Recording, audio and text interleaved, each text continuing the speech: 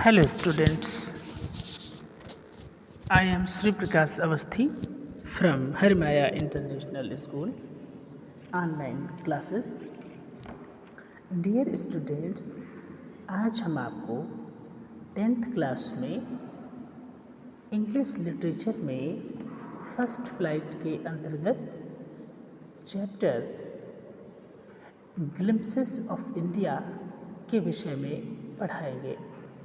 Dear students, इस chapter के 3 parts हैं, अर्थात इस चैप्टर में इंडिया के 3 अलग अलग पार्ट्स के विषय में हमें बताया गया है, जिसका पहला पार्ट है a baker from Goa, second part है कुर्ग और थर्ड पार्ट है tea from Assam. Dear students, हम आपको पहले part a baker from Goa पढ़ा चुके हैं। आज हम इसका सेकेंड पार्ट कुर्ग के बारे में पढ़ाएंगे, जिसे लोकेश एब्रॉल ने लिखा है। डियर स्टूडेंट्स,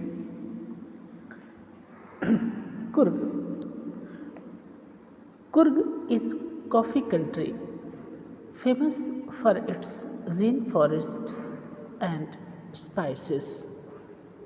कुर्ग एक काफ़ी उत्पन्न करने वाला स्थान है जो अपने वर्षावनों और मसालों के लिए सर्वाधिक प्रसिद्ध है। Mid between Mysore and the coastal town of Mangalore sites a piece of heaven that must have drifted from the kingdom of God.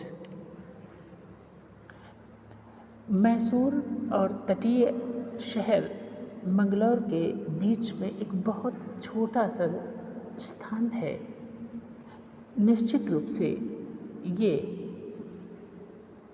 ईश्वर के साम्राज्य से आया है, क्योंकि यहाँ बहने वाली हवा बहुत मधुर और सुहावनी है। This land of rolling hills is inhabited by a proud race of martial man. इस जमीन की पहाड़ियों के ऊपर बीच में एक बहुत ही गर्व करने वाली और मार्शल लोग रहते हैं। Beautiful women and wild creatures, जिसमें सुंदर महिलाएं और वन्य जीव जंतु भी शामिल हैं। कुर्ग और Kodagu, the smallest district of Karnataka, is home to evergreen rain forests, spices and coffee plantations. Coorg अथवा कोडागु कर्नाटक राज्य का सबसे छोटा जनपद है, जो सदाबहारी वर्षावनों, मसालों और काफ़ी बागानों का घर है। Evergreen rain forests cover 30% of this district. सदाबहारी वर्षावन इस जनपद के 30% हिस्से को ढके हुए हैं। During the monsoons it pours enough to keep many visitors away. Monsoon अर्थात वर्षा के समय यहाँ बहुत से विजिटर्स जो है देखने के लिए आते हैं। The season of Joy commences from September and continues till March. यहाँ सर्वाधिक हर्षप्रद समय या मौसम सितंबर से मार्च तक होता है। The weather is perfect with some showers thrown in for good measure. इस समय यहाँ मौसम पूर्ण होता है और वर्षा की कुछ फुहारें समय समय पर अच्छी मात्रा में होती रहती हैं। The air breathes of invigorating coffee, और हवा में कॉफ़ी की खुशबू तैरती रहती है। Coffee states and colonial Bangalore stand tucked under tree canopy in prime corners. सभी प्रमुख अच्छी अच्छी जगहों पर यहाँ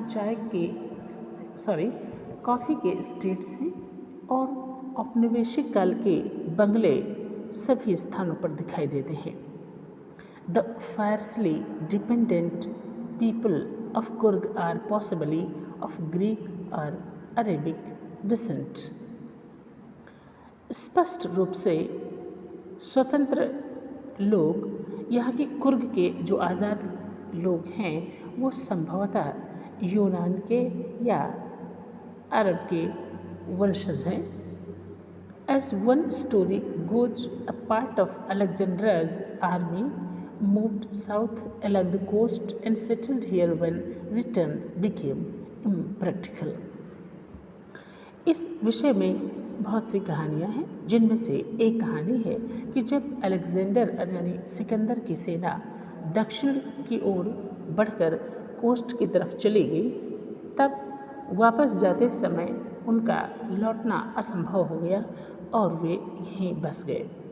These people married amongst the locals. इन लोगों ने यहाँ की स्थानीय युवतियों से विवाह किया। And their culture is apparent in the martial traditions. और उनकी परंपराओं में भी ये भाव दिखाई देता है। Marriage and religious rites which are distinct from the Hindu mainstream. यहाँ के लोगों का विवाह और उनके धार्मिक रीति रिवाज स्पष्ट रूप से हिंदुओं के मुख्य रीति रिवाजों से भिन्न है। The theory of Arab origin draws support from the long black coat with an embroidered waist belt worn by the Kodavos known as kuppia. It resembles the hufia worn by the Arabs and the Kurds. एक अन्य परंपरा जो कि एक अन्य सिद्धांत जो अरबी मूल से के सिद्धांत को सपोर्ट करता है, अरबी लोगों के लिए पहना जाने वाला काला लंबा कोट जिसके किनारे एम्ब्रॉयडर्ड यानी कढ़ाई के होते हैं और जिसे कोडावोज के द्वारा पहना जाता है, जो कुर्ग के निवासी हैं, और जिसे कुप्पिया कहते हैं। ये कुप्पिया अरबों और कुर्दों के द्वारा पहने जाने वाले खुफिया से बिल्कुल मिलता जुलता है।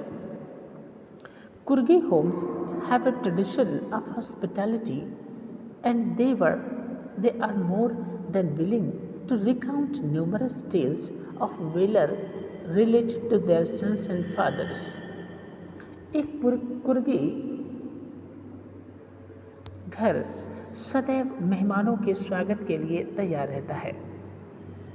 एक कुर्गी परिवार हमेशा अपने पूर्वजों के कार्यों को हमेशा याद रखता है। The Kurg regiment is one of the most decorated in the Indian Army. भारतीय सेना में कुर्ग रेजिमेंट एक सबसे श्रेष्ठ रेजिमेंट्स में से एक है। And the first chief of the Indian army general Cariappa was Coorgi. इस सेना के सबसे पहले जनरल श्रीमान कारियप्पा भी एक कुर्गी थे। Even now Kodavos are the only people in India permitted to carry firearms without a license.